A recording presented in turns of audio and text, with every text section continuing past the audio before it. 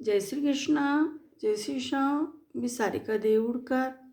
आजचा विषय आहे संतांचं जीवन आणि माणसाच्या जीवनातला फरक काय असतो. एकदाचा प्रसंग आहे. नाथ महाराजांकडे एक सेठजी गेले आणि सेठजीनं विचारलं, काय हो महाराज, ब्रह्ममुहूर्तापासून उठता, संता देवाची सेवा करता, ब्राह्मणभोज करता, नामजप करता, ग्रंथ वाचता, तुम्ही यातून कधी कंटाळा येतो का? कंटाळत नाही का?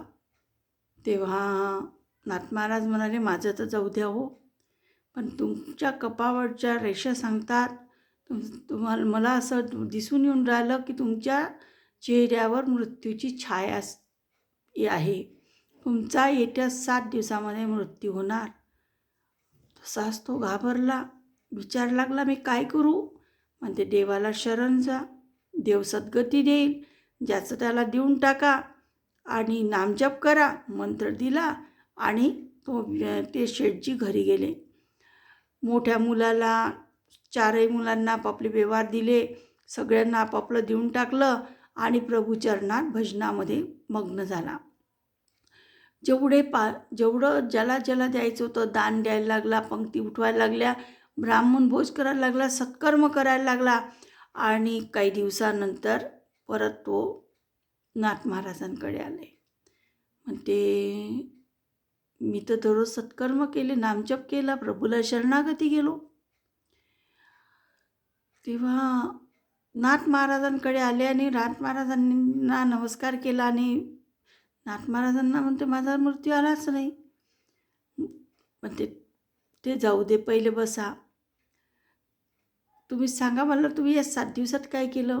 म्हणते, मी दान दिलं. अच्छा, दान दिलं, ज्याचं त्याला देऊन टाकलं, ज्याचे पैसे होते त्याचे देऊन टाकले. मी सत्कर्म केले, प्रभूला सांगितलं, प्रभू मी तुझ्या चरणाशी आहे, जसा आहे तसा तू मला तुझ्यामध्ये हे करून घे.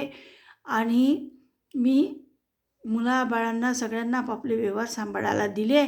आता मी प्रपंचातून मुक्त झालो. अच्छा. नाथ महाराज म्हणते, हेच तर आहे खरी संसाराची गंमत. हे मन फार विचलित आहे.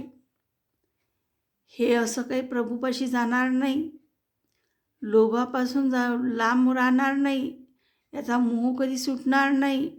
म्हणून याला दररोज शमशान आठवा. तुला तिथं जायचं आहे, तुझा मृत्यू दारावर आहे. आणि ती संत नेहमी प्रभुचरणामध्ये राहतात, भजनामध्ये राहतात, नामजपामध्ये राहतात, संसारातला आनंद घेत नाही. ते फक्त प्रभुनामाचा रस पितात. म्हणून म्हणतात, संसारिक माणूस हा मनामध्ये संसार करतो. संसार करणे पाप नाही, संसारात राहणे पाप नाही. पण नाथ महाराज म्हणते, संसारात राहा, प्रपंच करा, पण सत्संग देखील करा. आणि तेव्हा सेठजीचा नाथ महाराजांनी सांगितलं की आता जे दिवस आहे ते प्रभुचरणामध्ये घाला.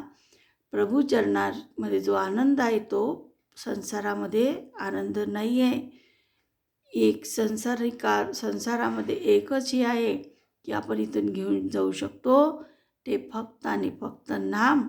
आणि तेव्हा सेठजीच्या लक्षात आलं की हा प्रपंच मिथल आहे, संपणार आहे, नाशिवंत आहे. इथेच मुलं बाळं सगळे आपल्या सोबतीला कोणीच नाही. आपल्या सोबतीला आहे ते फक्त आणि फक्त प्रभू आणि प्रभूचं नाम. आणि त्या दिवसपासून शेठजींनी संसार सोडला आणि प्रभुचरणामध्ये, भजनामध्ये, नामजपामध्ये लागले. हे संसाराचंच जीवन, संसारातल्या माणसाला संसारात आनंद वाटते आणि संताला भगवंताच्या नामामध्ये आनंद वाटते. जय श्री कृष्ण. जय श्री श्याम.